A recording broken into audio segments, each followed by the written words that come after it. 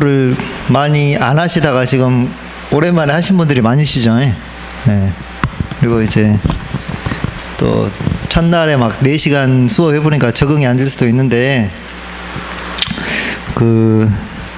조금 하다 보면 이제 여러분들이 적응하실 거예요. 그래서 처음이라 좀 오랜만에 또 책상에 앉아 계신 분들도 계실 거예요. 지금 엄청 오래간만에 펜 잡으시고 책 잡으시는 분도 있는데 이제 저희 학원에 오신 분들이 거의 연령대가 보면 거의 뭐 젊은 친구들은 거의 안 오더라고요. 안 오시고 누가 많이 오시냐면 정년하신 분들이 많이 오고, 두 번째 이제 뭐 산림 쪽에서 일을 하다가 이제 뭐 자격증이 없으신 분, 조금 한 40대 중후반 그런 분들이 많이 오시고, 가끔씩 이제 대학생들 오시는데 제일 나이가 많으신 분이 70살 때 오신 분이 계셨어요. 70살. 그분이 오셔가지고 자격증까지 따고 회사까지 차려보더라고요. 그때 한 3년 됐는데 지금도 하고 있으려나 모르겠는데, 지금 100세 인생이기 때문에 그분이 하시는 말씀이, 아이고 머리가 완전히 가가지고 뒤로 돌아보면 잊어버린다고 하더라고. 그래서 이제 자기는 뭐 남들보다 더 많이 노력했다 해가지고 자격증도 바로 한 번에 따버리고 회사까지, 그때 장성에다가 쑥갓국이 회사까지 차려가지고 거기까지 하셔보더라고요. 지금은 한지 안 한지 모르겠는데, 아무튼 여러분들도 지금 시간이 있기 때문에 한 2달 동안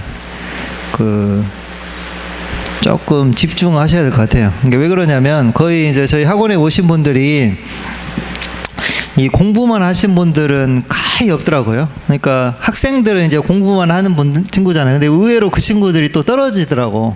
오히려 직장 생활하면서 가정 돌보면서 틈틈이 공부하신 분들이 또 합격하신 분들이 많거든요. 그래서 거의 뭐 공부만 하신 분들이 없고, 직장 생활하다가 또 시간 나서 해야 되기 때문에 여러분들이 가능하면 요 시험이라는 게 한 번에 합격하고 또 단기간에 집중적으로 공부하는 게 효율적이거든요. 그래서 한 2달 정도만 조금 가정에다가도 좀 얘기하고, 또 이제 친구분들한테도 뭐 공부한다 얘기해가지고 좀 술자리도 좀 2달 동안은 조금 멀리 하셔야 돼요. 왜냐하면 술 먹어보면 그날뿐만 아니라 그 다음 날까지 영향이 있어가지고 좀 힘들거든요. 그래서 이 선택해서 집중해서 빨리 치고 끝내버려야 되거든요. 자격증이, 시험이. 저희 학원에 어떤 분이 계시냐면 이제 필기는 합격했어요. 필기 합격했어요. 실기인데 직장 생활하고 뭐 하고 하니까 접수만 해놓고 시험도 못 봐보고 그런 분들이 있다가 2년 지나보신 분 계셔요. 그래 2년 또 지나가지고 또 필기 합격하셔가지고 또 했는데, 그분이 하시는 말씀이 진작에 그냥 좀 빨리 하고 끝내볼 걸 지금 2년 넘게 걸려없다고 그러더라고요. 그러니까 여러분들도 조금만 한 2달, 3달 조금만 하면 합격하거든요. 어려운 시험이 아니기 때문에 그거를 굳이 뭐 1년, 2년 그렇게 끌 필요가 없습니다. 그러려면 이 공부를 시작하려고 지금 마음 먹었기 때문에 이때 하루에, 제가 봤을 때 하루에 한 3시간 정도는 그래도 투자를 하셔야 될 것 같아요. 2달 동안 하루에 3시간 정도 잡생각 안 하고 3시간 정도 정확히 투자해서 공부하면 거의 합격하십니다. 3시간 정도 시간으로 봤을 때. 그러면 3시간이면 2달이면 60이니까 60일이잖아요. 그러니까 3일은 180시간인가요? 네. 180시간 투자하면 합격한 시험이에요, 이게. 네. 어려운 시험이 아니기 때문에 그것만 제대로 시간 지켜서 공부하면 합격할 수가 있습니다. 그러면 1, 2년의 어떤 시간을 버릴 수가 있어요. 그래서 아무튼 이번 3회 때 접수가 언젠가요? 접수도 또 하셔야 됩니다. 가끔씩 접수 안 하시는 분들이 있어요. 이렇게 공부하시다가 접수 안 해가지고 접수 끝난 날, 원장님 접수 안 해봤다고 그런 분들이 계시거든요. 그러니까 제가 그것도 좀 체크해가지고 그 접수한 그 기간도 미리 말씀을 드릴게요. 접수도 꼭 하셔가지고 예, 그런 불상사가 없도록 해주셔야 되겠습니다. 이제 뿌리 구조. 그러니까 저희가 어떻게 보면 지금 그 나무에 대해서 지금 공부하거든요. 그래서 좀 그 나무나 어떤 풀들은 지금 살아있는 생명체거든요. 그러니까 이거에 대해서 좀 관심 있고 또 주변에 가면 거의 나무잖아요. 그러니까 그 조금 이 살아있는 어떤 생명체를 공부한다는 게 조금 더 매력이 있을 수가 있습니다. 이게 어떤 산림이라는 학문이. 그래서 조금 더 관심 있게 가보고 지나가다가도 이제 2차는 또 수종을 좀 구분하는 문제가 있어요. 그래서 지나가다가 아, 이 나무가 뭐지? 한번 관심 있게 봐주시고 수종도 이제 구분할 수 있어야 되니까 주변에 지나가다가 그렇게 좀 공부를 해주시면 좋을 것 같아요. 먼저 뿌리는 장근하고 단근이 있습니다. 말 그대로 장근은 뭐냐면 긴 뿌리, 주 뿌리를 장근이라고 해요. 그래서 뻗어나가는 속도가 빠르고 새로운 근계를 개척하며 직경생장을 한다. 밑줄을 쳐줘요. 직경생장을 하고 오래도록 살아남는다. 밑줄을 좀 쳐주십시오. 장근. 그러니까 뿌리의 어떤 주뿌리다 이거죠. 주뿌리. 이 단근은 뭐냐면 이 잔근에서 기원하는 그 얇은 털 같은 거 있죠. 이게 단근이에요. 근데 이건 뭐냐면 직경생장을 하지 않습니다. 그리고 1, 2년 살다가 죽어버려요. 근데 실질적으로 물과 영양분을 어디서 흡수해요? 단근에서 흡수한다. 밑줄을 좀 쳐주십시오. 그러니까 단근은 그 우리 주근에서 이렇게 얇게 형성되는 그 얇은 뿌리 구조를 단근이라고 생각하시면 돼요. 그 다음에 토양 미생물과 근류균을 형성하는 세근이 된다. 자연형의 일반적인 수종. 원추, 우산, 구형, 난형이 있는데 이거는 시험에 안 나오니까 넘어가십시오. 여기 보시면 원추형, 우산형, 구형, 난형 이런 형태가 있대요. 그죠? 그러니까 이 원추형 같은 건 뭐냐면 이 제일 꼭지점에 있는 걸 우리가 정하라고 해요. 정하. 이 옆에를 뭐겠어요? 츠가 옆에 있다. 츠가. 이 정하가 형성돼서 빨리 자라는 게 있거든요. 그러면 이런 나무는 이 원추형을 많이 형성하게 되겠죠. 그래서 정화 우세 현상이라고 하거든요. 정화가 형성되어서 이렇게 쭉 자라는 거. 이거를 뭐다? 정화 우세 현상이고 이런 형성하는 게 원추형이다. 그것만 하시면 되겠습니다. 이거는 외울 필요 없고요. 그 다음 우리나라 소나무 유형, 이것도 이제 시험에 좀 자주 출제가 되는데 거의 이 금강형으로 많이 시험에 나와요. 항상 금강형에 나왔어. 이 금강형 보시면 어때요? 굉장히 키도 크고 수관도 반듯하죠. 그 다음에 이게 그 목재로서 가치가 좀 많아요. 굵고 그래가지고. 어디예요? 어디 지방? 좀 강원도 지방. 금강 소나무라고 하죠. 그 다음에 굳이 또 보신다 하면 안간형 같은 경우는 키도 작으면서 좀 휘어지죠. 이 두 가지만 아시면 돼요. 이름 금강형하고 안간형. 참고로 이제 뭐 저희 전라도 지방 같은 경우는 굳이 얘기한다면 이 두 가지에 포함되겠는데 중남부 약간 휘어졌죠. 중남부 지형이나 아니면은 어디죠? 중부 남부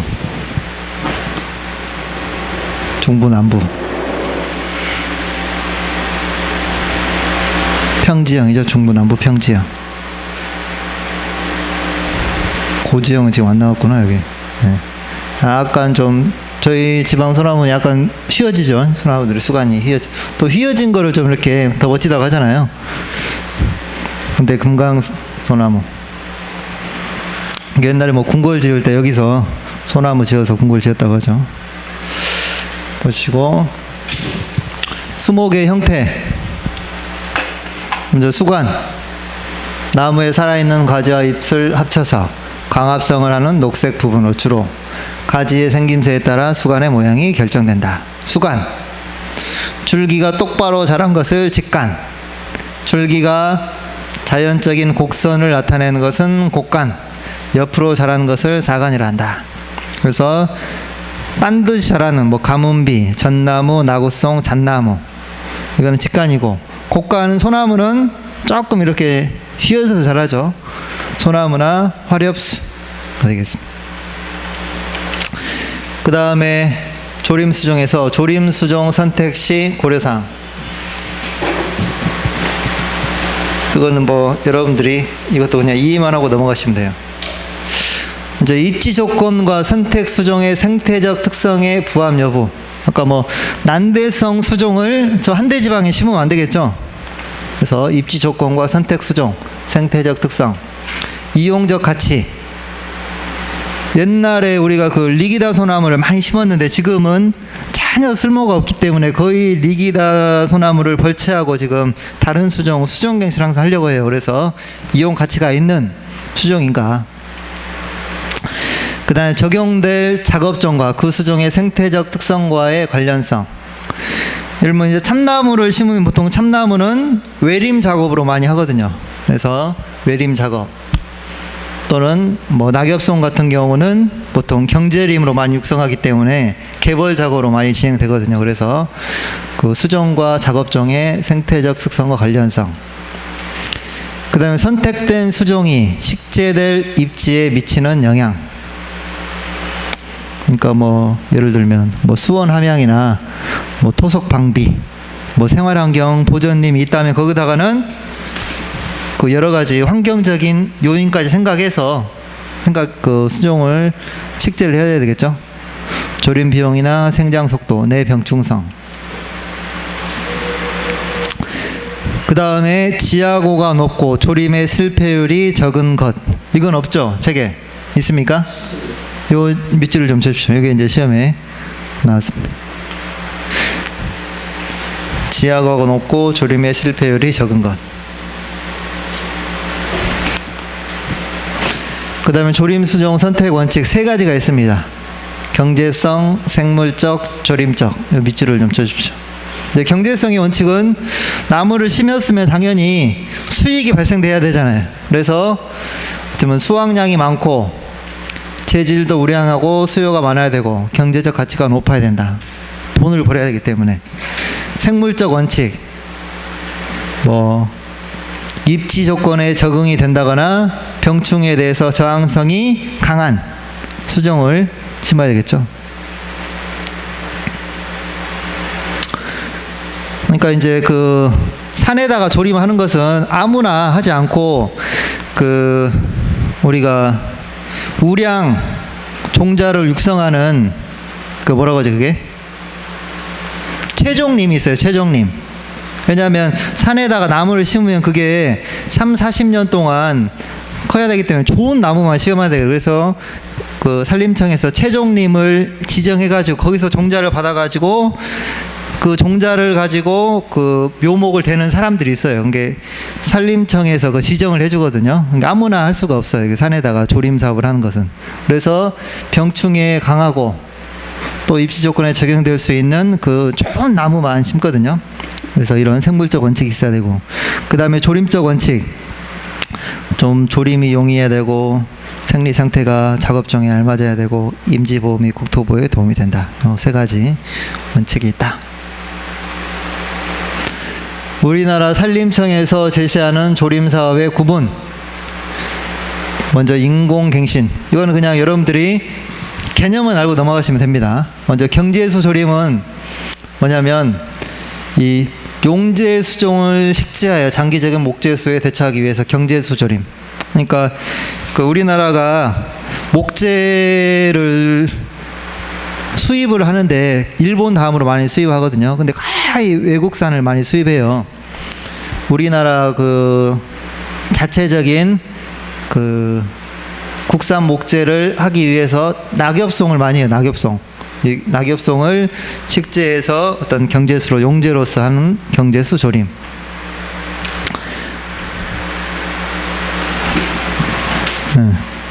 경제수 조림이 있고, 그 다음에 산불 피해지. 산불이 발생했을 때 피하는 산불 피해지 복구 조림. 이거를 보시고. 큰 나무 공익 조림. 이 큰 나무 공익 조림 뭐냐면 생활권이나 관광지 주변에 큰 나무를 좀 심습니다. 그래서 어떻게 보면 그 경관적으로 좀 아름답게 보이기 위해서 하는 큰 나무 공익 조림. 수원 함양 조림. 녹색된 기능을 증진하기 위해서 그 강가나 큰 5대강, 4대강 유역에 나무를 심는 거죠. 그 다음에 생태 보완 조림은 그 기존에 나무가 있는데 좀 나무가 없는 지역에다가 좀 보완적으로 식재하는 생태 보완 조림이 있습니다. 유유 토지 조림은 그 원래 산이었는데 어떻게 보면 다락밭 그곳에 나무를 식재해서 어떻게 보면 임지도 피복하고 어떤 소득도 기하는 유효 토지 조림. 옹기묘 조림. 옹기묘는 이제 포트묘라고 하죠. 포트. 그 포트에다가 씨 뿌려서 벌하는 옹기묘 조림. 리기다 갱신 조림. 리기다 수종을 이제 갱신하기 위한 리기다 갱신 조림이 있고, 낙엽송 조림. 아까는 어떻게 보면 경제수 조림하고 비슷하죠. 백합나무 조림. 이제 백합나무는 좀 빨리 자라요. 이게 생육도 빠르고 미론 수종이고 경관도 아름답고 또 이것도 좀 용재로서 가치가 있거든요. 그래서 산림청에서 계속해서 이제 밀고 있는 수종인데, 우리나라에 어떻게 보면 그 토지에 굉장히 잘 적합한 수종이라고 합니다. 그래서 백합나무 조림. 파종 조림은 뭐냐면 거의 뭐 실행되지 않는데, 조림이 어렸을 때 씨로 파종해서 하는 조림을 파종 조림이라고 합니다. 그 다음에 천연갱신, 천연하종 조림이 있다.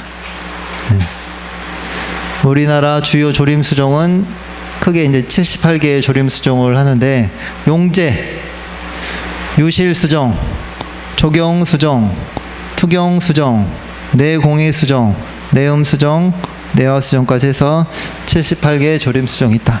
참고적으로 그냥 보시면 되겠습니다. 그 다음에 삼과, 수목의 생장.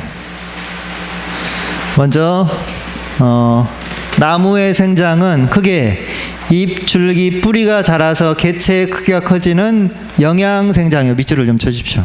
이 영양생장은 뭐예요? 말 그대로 개체의 크기가 커진다 이겁니다. 줄기, 뿌리가 커지는 영양생장. 그 다음에 꽃과 열매로 종자를 생산하거나 무성번식으로 다음 세대를 만들기 위한 생식생장. 밑줄을 쳐주십시오.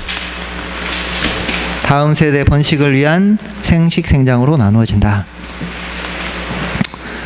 그 다음 뭐 생장, 발육. 이 생장은 양적인 증가로 영양생장입니다. 식물의 개체가 커지는 게 생장이고, 발육은 이 질적인 변화로 생식생장. 시간의 경감에 따라 식물체가 완성되는 과정. 이건 발육.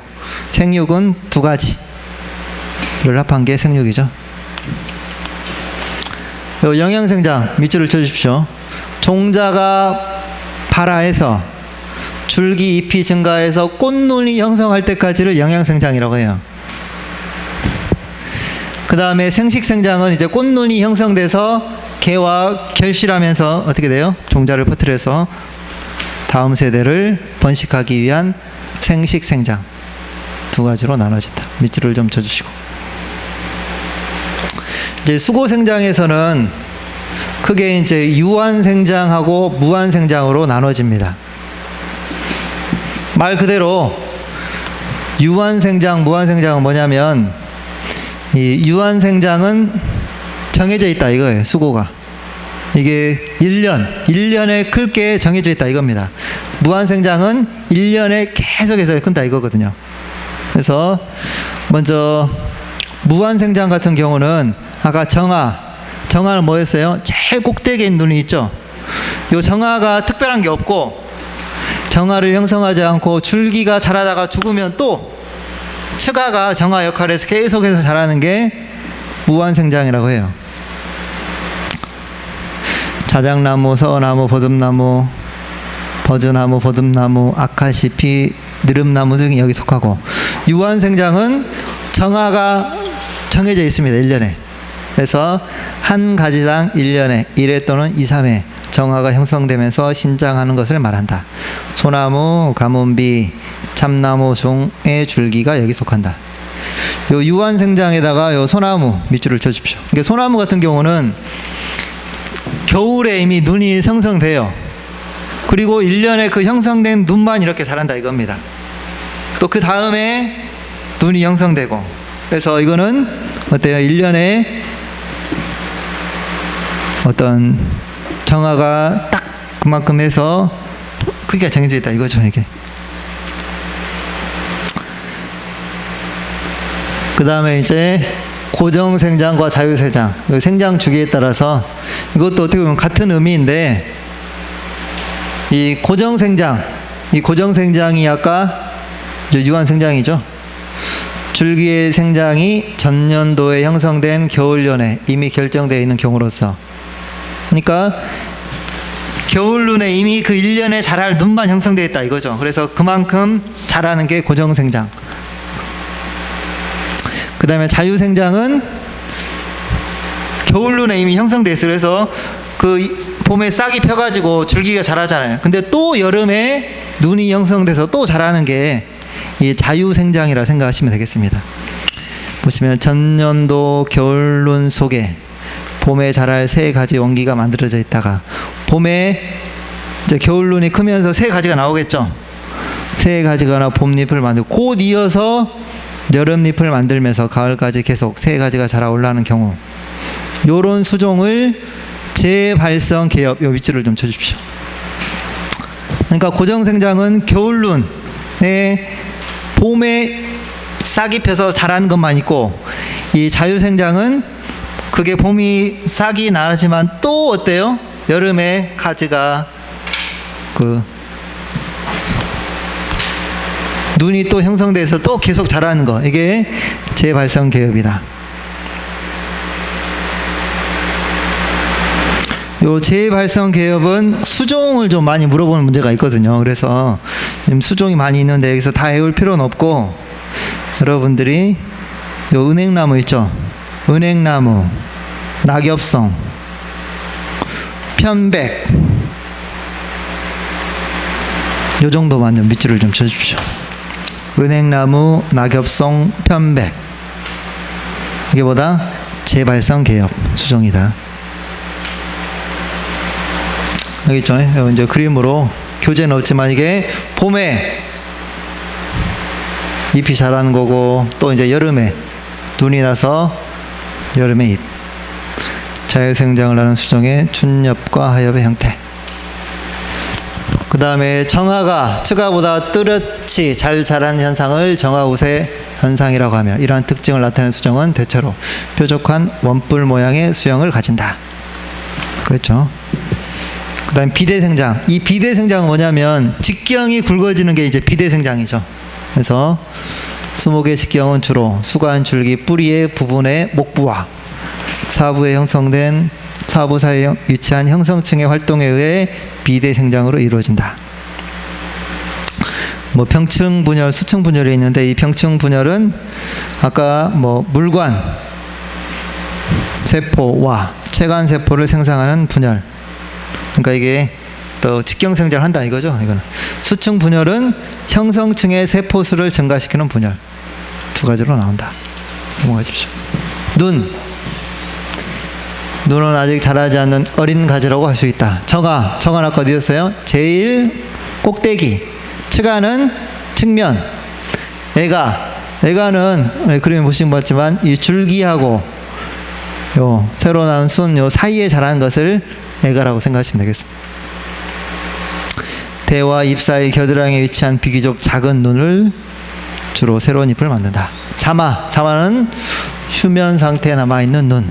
부정화, 잎 뿌리 또는 줄기의 마디 사이 등 보통은 눈을 형성하지 않는 부분에 생기는 싹을 말한다. 부정화.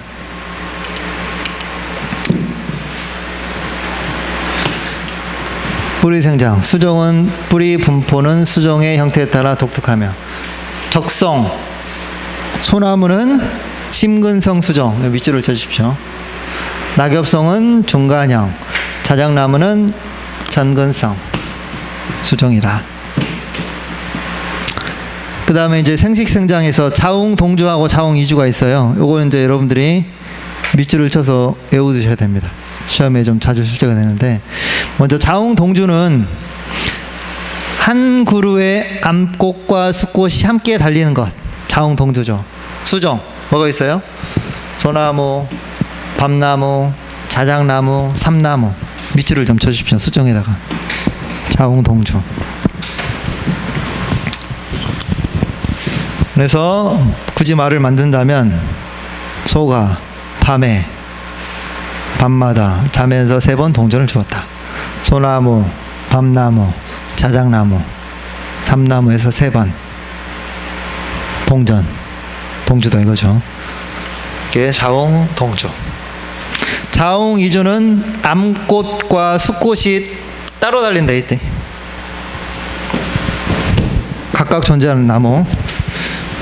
버드나무, 은행, 소철, 호랑가시, 주목 등이 있다. 그래서 이것도 버드나무. 이게 은행도 열매가 맺히는 게 있고 안 맺히는 게 있잖아요. 자웅이주라 그러는 거예요. 그래서 버드나무, 은행, 소철, 호랑가시나무, 주목. 버선소가 호하고 주무른다. 꽝꽝나무를 좀 추가를 시켜주십시오. 꽝꽝나무도 한번 시험에 나왔어요. 여기서. 자웅이주에 꽝꽝나무를 좀 추가를 좀 해주십시오.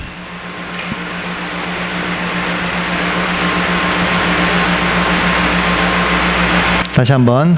자웅동주 수종 뭐가 있어요? 소나무, 밤나무, 자작나무, 삼나무. 자웅이주는 버드나무, 은행, 소철, 호랑가시, 주목, 꽝꽝. 네. 이거를 학명으로 또 문제를 내보더라고요, 이제는. 이렇게 어렵게. 이것도 좀 자료를 드려야 되겠어요. 이것도 이제 시험에 자주 실제가, 예전에는 그냥 수종을 적었는데 최근에는 학명으로 좀 나와보더라고요, 이것도. 그 다음에 이제 수분.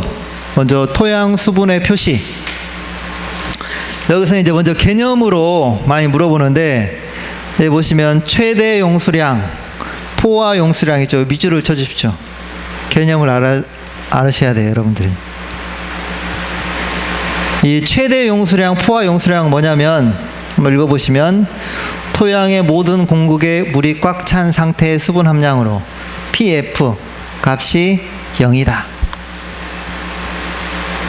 그 다음에 최소 용수량, 포장 용수량도 밑줄을 좀 쳐주시고, 이 최대 용수량에서 중력수가 완전히 제거된 후 모세관에 의해서만 지니고 있는 수분 함량, 밑줄을 쳐주십시오. 이게 무슨 말이냐면, 우리가 이렇게 흙이 있다 하면 흙 알갱이들이 이렇게 막 있잖아요. 이렇게 세부적으로 보면.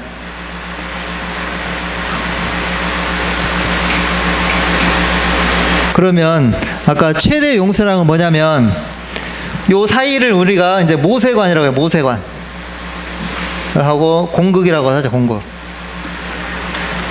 물이 요 공극을 다 채우면 어떻게 돼요? 물이 요 위로 흐르겠죠. 꽉 차가지고. 요게 뭐냐면 아까 설명했던 최대 용수량. 모세관도 꽉 차고 그 꽉 차가지고 물이 요 위에 넘쳐서 흐르는 거. 그러니까 이걸 이제 중력수라고 해요. 중력수. 요게 최대 용수량이라 생각하시면 돼요. 포화 용수량. 넘쳤다 이거죠. 그 다음에 최소 용수량은 뭐냐면, 여기에서 중력수가 제거되고, 어때? 요 안에 모세관에 의해서만 지니고 있는 수분 함량. 이게 공극에만 물이 지니고 있는 수분의 함량을 최소 용수량, 포장 용수량이라고 한다. 밑줄을 좀 쳐주십시오. 이거 시험에 출제가 됐습니다. 그 다음에 위조점과 위조개수. 토양 수분의 장력이 커서 식물이 흡수하지 못하고 영구히 시들어 버리는 점으로 이때 수분 함량을 위조개수로 한다. 위조점이란 건 뭐냐면, 이제 쉽게 설명하면 땅에 물이 없으면 식물이 시들어 버리잖아요. 그 점이 뭐예요? 위조점. 식물이 시들어 버릴 때 함수 pF 4.2 밑줄을 좀 쳐주십시오. pF 값.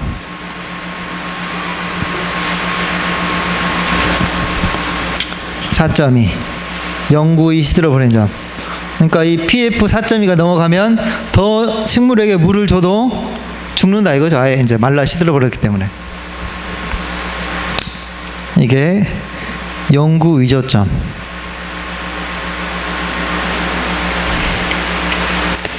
유효수분과 무효수분. 이 유효수분은 말 그대로 이제 수목이 이용할 수 있는 물을 유효수분, 이용할 수 없는 수분을 무효수분이라고 합니다. 그래서 이 수목이 생장할 수 있는 토양의 유효수분은 포장 용수량에서부터 용구 위조점까지 범위이며 2.7에서 4.2 밑줄을 좀 쳐주십시오. 그 다음에 요거 좀 추가를 해주세요. 토양 수분의 요구도가 가장 낮은 수종, 시험에 나왔는데 신갈나무, 참나무 종류인데, 그러니까 척박한 곳에서도 좀 잘 자라겠죠. 그 우리나라 산림이 거의 소나무하고 요 참나무가 많아요. 왜 그러냐면 이 토양 수분의 요구도가 굉장히 낮아요. 그러니까 척박한 곳에서도 굉장히 잘 자랄 수가 있습니다. 이 수종이. 그래서 이거를 이제 크게 보면 토양 수분을 분류하면 크게 네 가지로 분류가 됩니다. 결합수, 흡습수, 모관수, 중력수. 밑줄을 쳐주십시오. 요거는 이제 그 2차에서 시험에 나옵니다. 2차. 네 가지는. 좀 적어 놓으셔가지고 크게 결합수, 흡습수, 모관수, 중력수가 있다. 이 결합수는 뭐냐면 토양의 고체 분자를 구성하는 물. 그러니까 토양 표면에 고체 형태로 붙어있는 물 이렇게 생각하시면 되고, 흡수수는 토양이 공기 중에 수분을 흡수하여 토양 알게의 표면에 응축시킨 수분. 이 두 가지는 식물이 이용할 수 없습니다. 그래서 무효수분이고, 모관수는 아까 이 모세관에 의해 유지되는 수분, 이게 모관수. 중력수는 공극을 모두 다 채우고 중력으로 이동되는 물, 중력수. 요 모관수하고 중력수는 식물이 이용할 수 있어요. 그래서 유효수분. 요 각각의 pF 값을 여러분들이 외우셔야 되는데, 보시면 요 중력수는 2.7 이하예요. 아까 모관수는 2.7에서 4.2. 그러니까 식물이 이용할 수 있는 유효수분은 pF 값으로 하면 2.7에서 뭐가 되겠어요? 4.2 밑줄을 쳐주십시오. 4.2가 넘어가면 식물이 이용할 수 없죠. 그래서 이 흡습수하고 결합수는 식물이 이용할 수 없고, 그 다음에 일시 위조점이라는 게 또 있어요. 일시 위조. 이게 뭐냐면 3.9. 이것도 하나 적으십시오. 이게 3.9 이상이 되면 식물이 생장이 좀 멈춰요. 그러나 물을 주면 다시 살아날 수가 있습니다. 그게 일시 위조점이라서 pF 값이 뭐다? 3.9다. 이것까지 좀. 예. 요 기압은 시험에 안 나오고 요 pF 값으로 나와요. pF 값으로. 기압은 굳이 외울 필요 없고. 그래서 이제 표로 다시 하면 이거죠. 아까 보시면 결합수, 흡수수는 고체 분자를 구성하는 물, 흡수수는 공기 중에 수증기를 토양 입자에 응축시킨 수분. 식물이 이용할 수 없죠. 모관수는 물 분자 사이에 응집력에 의해 유지되는 수분. 그러니까 모세관 사이에 있는 물. 중력수는 그거를 다 채우고 넘치는 물, 중력수에 의해 중력에 의해 자유로 이동되는 수분. 이게 2.7 이하, 2.7에 4.2. 두 가지는 식물이 이용할 수 있죠. 이게 식물의 유효 수분입니다.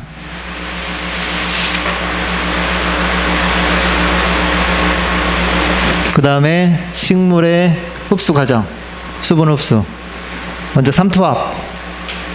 세포 내로 수분이 들어가는 압력, 이게 삼투압. 마갑은 세포 외로 수분을 배출하는 압력. 수분의 흡수는 삼투압과 마갑의 차이에 의해 이루어지며 이를 흡수압, 확산압차라고 한다.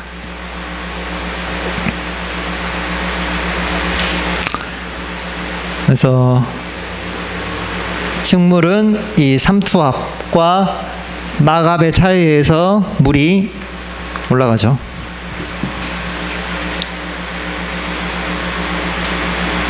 그 다음에 증산작용. 아까 증산작용은 어디에 의해서 이루어진다고 했죠? 잎에 있는 기공에 의해서 수분이 기화하여 대기 중으로 배출되는 것을 말하며 잎의 기공에 의해서 이루어진다. 이 증산작용은 광도는 강할수록 습도는 낮을수록 온도는 높을수록 기공의 개폐가 빈번할수록 기공이 크고 밀도가 높을수록 어느 범위까지는 연면적이 증가할수록 왕성하다. 이것도 위치를 좀 쳐주십시오. 이것도 이제 여러분들이 굳이 이제 뭐 외울 필요는 없고 이해하시면 되는데,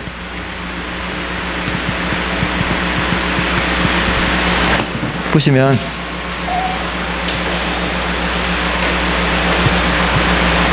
이렇게 이파리가 있어요. 이 이파리에서 밖으로 물이 빠져나가는 걸 뭐라고요? 증산작용이다. 그러면 햇빛이 이렇게 강하게 내리쬐요. 여기 있죠. 강하게 내리쬐면 어떻게 되겠어요? 증산작용이 더 활발히 이루어지겠죠. 네. 습도가 낮을수록, 이게 건조하면 또 어떻게 되세요? 당연히 더 왕성하게 이루어지고, 반대로 습도가 높으면 대기 중에도 공기가 이렇게 습도가 높기 때문에 증산작용이 더 이제 어떻게 보면 왕성하게 이루어지진 않겠죠. 온도가 마찬가지로 높을수록 더 왕성하게 이루어지고, 기공의 개폐, 뒤에 구멍이 있다고 했죠. 구멍으로 물이 나오면 기공이 열었다 닫게 왕성하게 빈번할수록 어떻게 되겠어요? 또 왕성하게 이루어지고, 기공이 클수록 더 빨리 빠져나가겠죠. 기공이 클수록, 또 입이 더 클수록 증상작용은 더 활발하게 이루어진다. 이렇게 생각하시면 되겠습니다.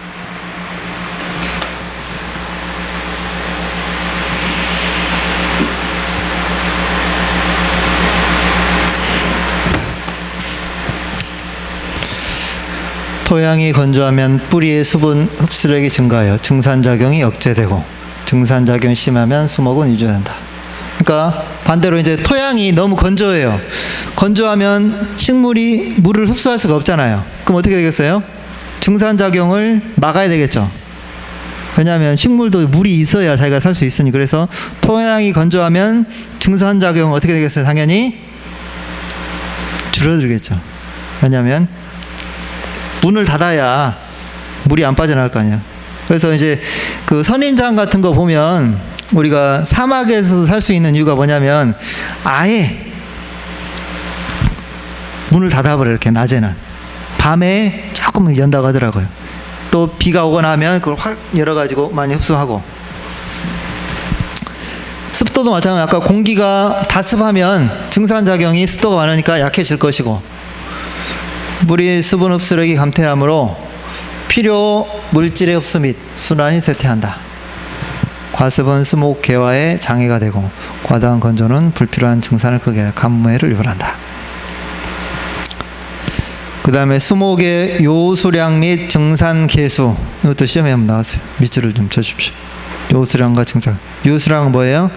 건물 1g을 생산하는 데 소요되는 수분량.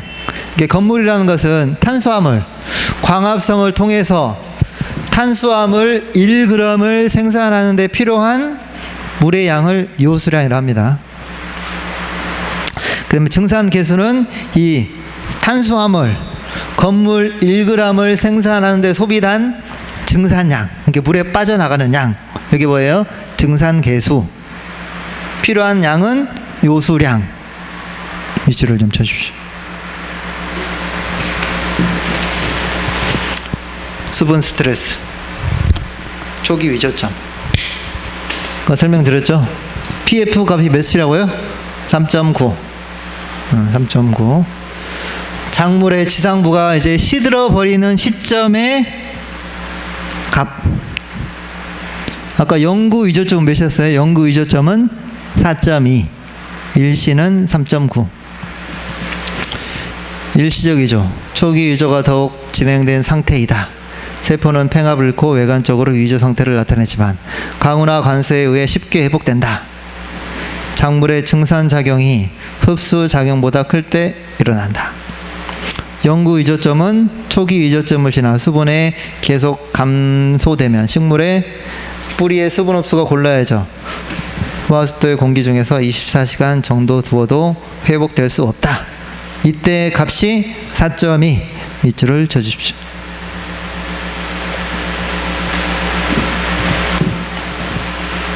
무기염류 종류는 10분 쉬었다가 하겠습니다. 오늘 제가 수업 끝나고 제가 여러분들한테 좀 문제를 하나 드릴게요. 그래서 그걸 여러분들이 한번 풀어보십시오. 집에 가셔가지고.